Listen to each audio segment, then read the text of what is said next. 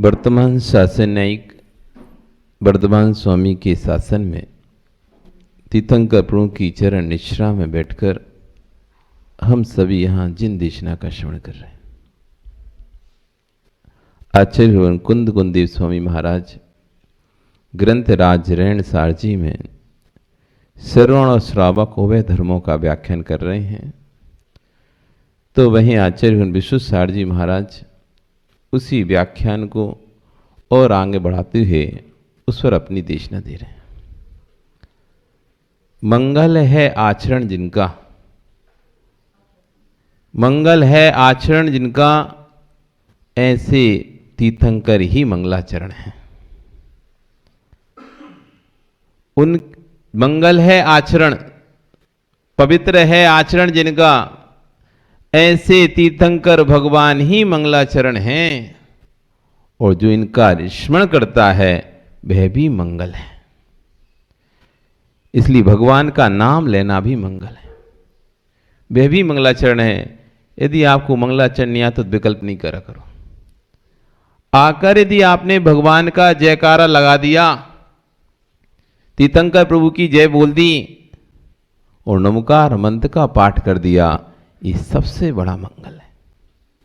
आप क्या समझते हैं मंगलाचरण मतलब कोई भजन गाना? कोई भजन गाना मंगलाचरण नहीं है। जिसमें तीर्थंकरों की स्तुति होती हो ऐसे पाठ को पढ़ना मंगलाचरण है।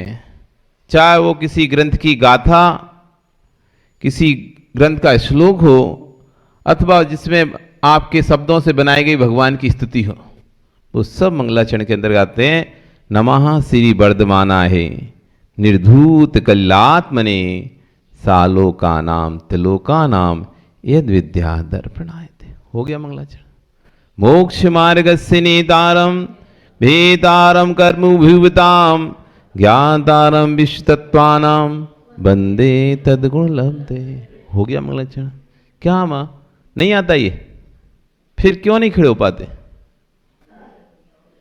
जीम जीवम दब्बम जिन वर बस हेण जीणे दिठम देविंद विंद वंदम वंदे तम सभ्यदा सिरसा। हो गया मंगलाचरण। मंगल पाठ पढ़ना ही मंगलाचरण है। नमो अरिहंताणम नमो सिद्धाणम नमो आयरियाणम नमो वज्रायाणम नमो लोई सभ्य साहुड़म। पर मंगलाचरण वही कर पाएगा जिसका होमवर्क पूरा होगा। कभी कक्षा में क्लास में अपन जब पढ़ते थे तो आगे की बेंच पर आने की हिम्मत उसी की होती थी जिसका सब होमवर्क पूरा रहता था। नहीं तो आगे की बेंच खाली पड़ी रहेगी लेकिन कोई बैठेगा नहीं। टीचर के सामने की जो बेंच थी, पंचूलाल जी कौन बैठता था उसमें? कैलाश जी बैठते होंगे। टीचर के सामने की जो बेंच रहती थी उस पर कौन बैठता था? आप लोग बैठते? आप कौन सी बेंच पे बैठते? पीछे की क्या आगे की पे? पीछे की पे? क्या आगे की पे? कि बीच की पे? आगे कौन बैठता था? जिसको अपने अंदर कॉन्फिडेंस होता था। आगे वही बैठ सकता है जिसको अपने अंदर कॉन्फिडेंस होगा। जब भी टीचर को जो पूछना है पूछ ले, हम तैयार हैं, हम तैयार हैं। ऐसी धर्म सभा में भी आगे वही बैठ पाएगा, नहीं तो आदमी कोना घुसता है। पीछे का कोना घुसता है, कौन सी दीवार की ओट मिल जाए। सुनना तो है लेकिन कोना बताओ। आगे नहीं बैठेंगे, बैठेंगे कहां पे? पीछे। ऐसे पढ़ना है क्लास में लेकिन आगे नहीं बैठ पाएगा, उसको अपने अंदर कॉन्फिडेंस नहीं है। अरे अंदर विश्वास जगाओ। धर्मशाला में जितने आगे रहोगे उतने गुरु के निकट रहोगे, जितने पीछे रहोगे उतने दूर रहोगे। जो दूर रहता है वह संसार में भटकता है, जो पास में रहता है वो संसार से तिरता है। आचार्यवन कुंद कुंद स्वामी महाराज कल यहां पर कह रहे थे प्राण ने निक्षेप कर दी ज्ञान नहीं है, प्राण ने निक्षेप कर दी ज्ञान नहीं है तो संसार से आपका कल्याण नहीं हो पाएगा। अब आचार्यगण अपनी देश इस पर दे रहे हैं, अहो मुमुक्षुओ, आप मुमुक्षु हो कि नहीं? मुमुक्षु हो कि नहीं? मुमुक्षु समझते? मुमुक्षु किसे कहते हैं? किसे कहते हैं? किसी संप्रदाय विशेष ने शब्द को अपने नाम कर लिया क्या, जो आप डर रहे बोलने से? कोई ये संप्रदाय विशेष का नाम नहीं है मुमुक्षु। आप सोचो कि सोनगढ़ या कांजीपंथ या देवगढ़ या वो लोग मुमुक्षु बोलते हैं तो हम मुमुक्षु बोलने से हम सोनगढ़ी हो जाएंगे या कांजीपंथी हो जाएंगे या देवगढ़ी हो जाएंगे? नहीं, ये पंथ का नाम नहीं है किसी मुमुक्षु। जो मोक्ष की इच्छा रखता है वह सब मुमुक्षु। हम भी मुमुक्षु, आप भी मुमुक्षु। हो क्या रहा है, कोई व्यक्ति किसी शब्द को पकड़ लेता है तो हम उस शब्द को छोड़ देते हैं। किसी ने व्यक्ति ने कोई शब्द पकड़ लिया तो हमने वो शब्द छोड़ दिया, तो अब जब जब मोक्ष बोलते हैं ऐसा लगता कि उनका ही है, ये उनका ही है। यदि शब्द सार्वजनिक होता तो कोई विशेष नहीं हो पाता। हमने छोड़ दिया तो किसी ने उसको विशेष बना लिया अपना, उससे अपनी पहचान बना ली। मोक्षु यानी जो मोक्ष की इच्छा रखे वो सब मोक्षु। आप नरक की इच्छा रखते हो, मोक्ष जाने की इच्छा रखते हो? कहां की इच्छा है आपकी? बताओ। नरक इच्छु हो कि मोक्ष इच्छु हो तो क्या कहलाए तुम? मोक्षु नहीं कहलाए। मोक्षु का मतलब ये नहीं कि तुम समय सार पढ़ने वाले हो या समय सार पढ़ते हो, आत्मा आत्मा की बातें करो तभी मोक्षु कहलाओगे। मोक्षु का मतलब है जो मोक्ष की इच्छा रखता है, मोक्ष मार्ग पर आगे बढ़ने के परिणाम रखता है, मोक्ष मार्ग पर आगे बढ़ने के भाव रखता है, जीवन में नियम संयम को पालन करने की इच्छा रखता है, देव शास्त्र गुरु के प्रति जिसके अंदर अकाट भक्ति होती है, क्योंकि उसको पता है जब तक मेरे अंदर श्रद्धा नहीं होगी भगवान के प्रति, गुरु के प्रति, शास्त्र के प्रति, तब तक मेरा मोक्ष मार्ग चालू हो नहीं सकता। क्योंकि मोक्ष मार्ग की प्रथम सीढ़ी जा बिन ज्ञान चरित्रा, सम्यक दर्शन मोक्ष मार्ग की पहली सीढ़ी है। और सम्यक दर्शन उसी को होगा जिसके अंदर आस्तिकपना होगा। सम्यक दर्शन उसी को होगा जिसके अंदर आस्तिकपना होगा, श्रद्धानपना होगा, आस्था होगी गुरुओं के प्रति, प्रभु के प्रति, शास्त्र के प्रति, जिनवाणी के प्रति।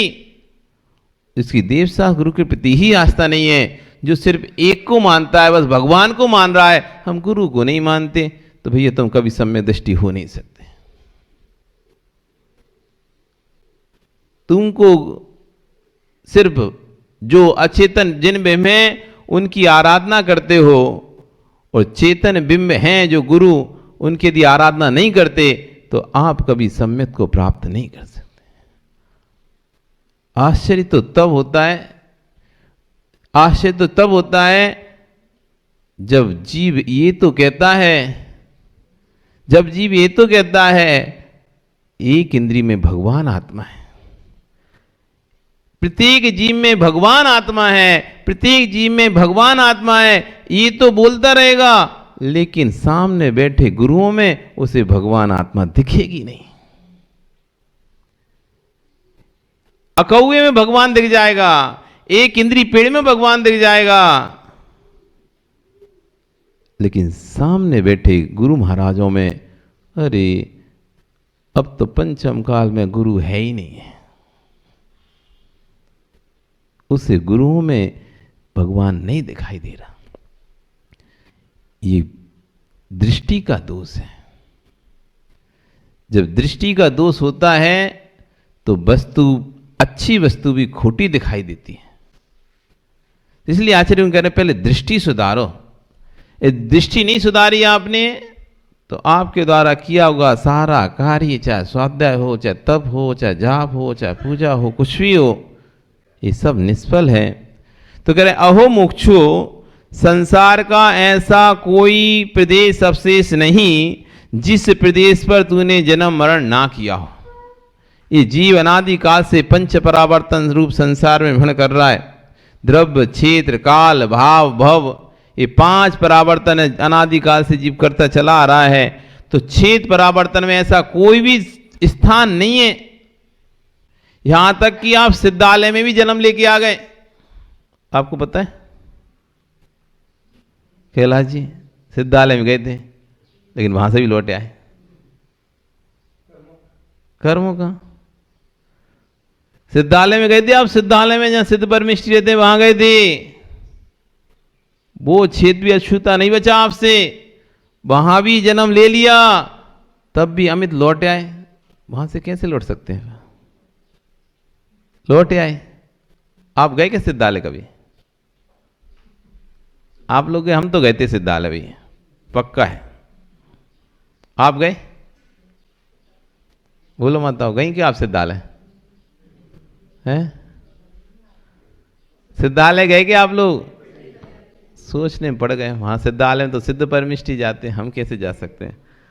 आप सिद्धालय गए क्या? नहीं गए क्या अभी तक? हम तो जाके आ गए। नहीं जाके आए? और अभी तुम्हें भेज दिया तो बदलना नहीं।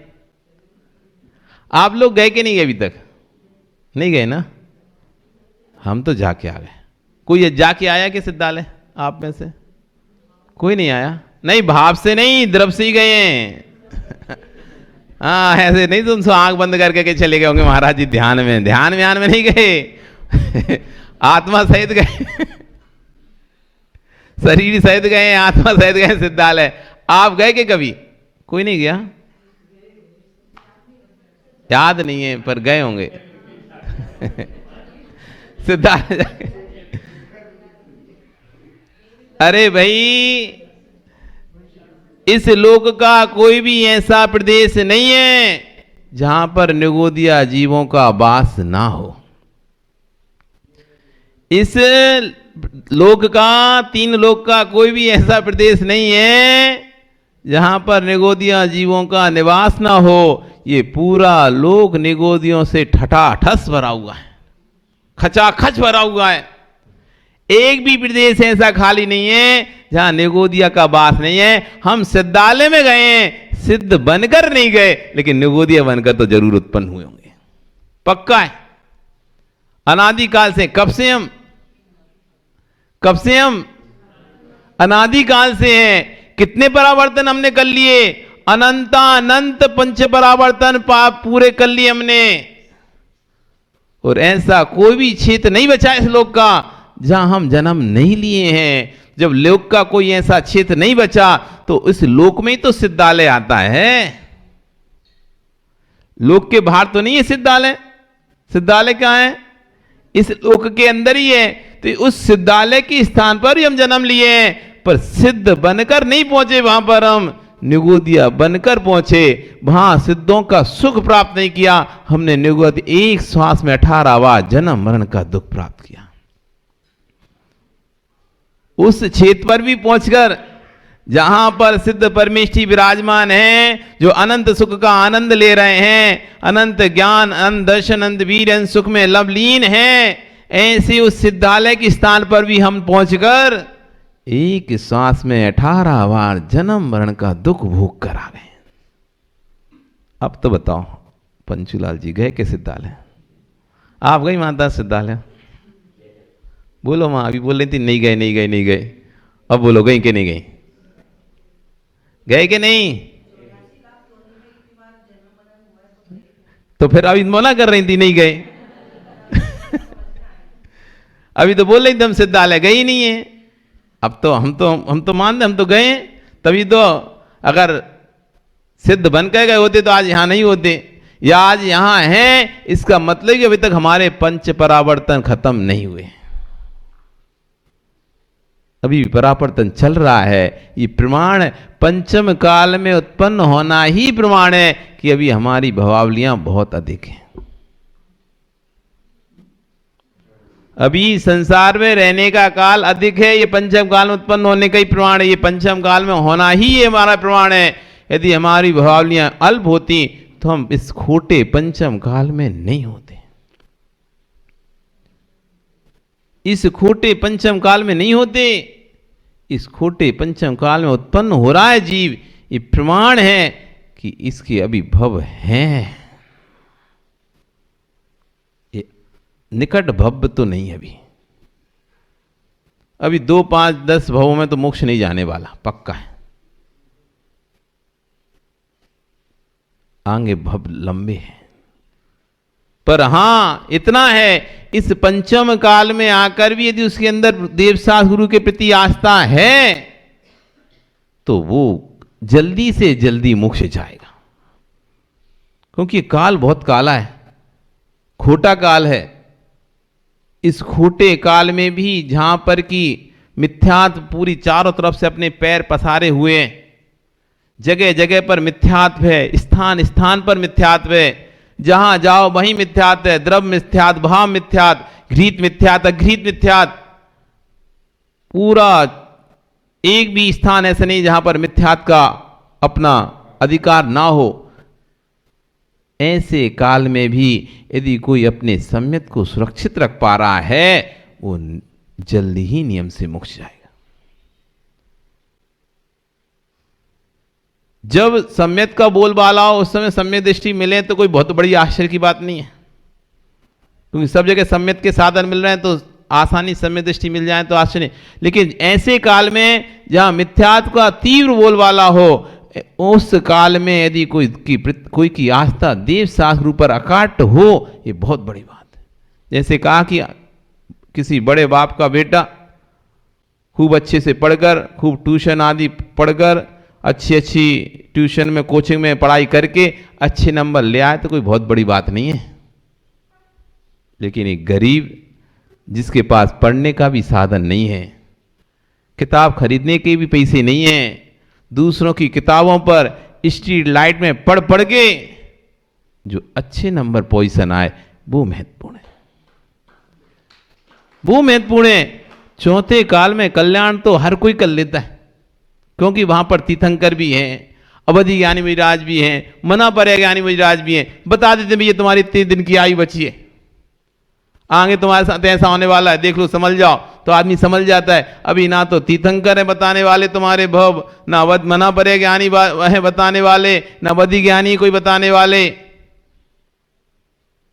ऐसे काल में भी हम यदि देवशास्त्र गुरु से जुड़े हुए हैं, देवशास्त्र गुरु प्रति आस्थावान हैं, तो उन पंचम काल से अधिक पुण्यात्मा है। चौथे काल की 1000 वर्ष की तपस्या और पंचम काल की 1 दिन की तपस्या। चौथे काल की 1000 वर्ष की तपस्या, क्योंकि उस समय सेनन है, बज विषम नाराज, नाराज अर्ध नाराज सेनन है वहां पर। 1010 दिन भी 50, 1 महीने भी, 1 साल भी हार ना करें तो कोई दिक्कत नहीं है, शरीर को कुछ नहीं होने वाला। लेकिन पंचम काल में 1 दिन भी हार नहीं करे तो शरीर तुरंत जवाब दे जाता है।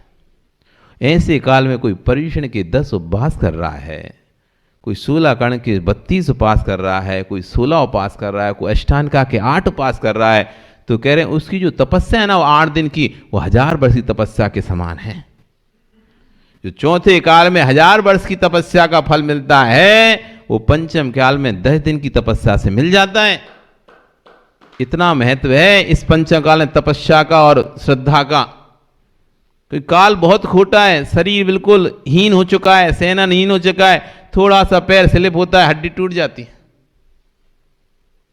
थोड़ा सा पैर स्लिप हुआ, थोड़ा सा गिरे पट्टा चढ़ जाता है, थोड़े मौसम बदला सर्दी खांसी जुकाम हो जाता है, थोड़ा सा भोजन कम हुआ पेट में लीवर खराब हो जाता है, किडनी खराब हो जाती है, स्टोन पड़ जाता है।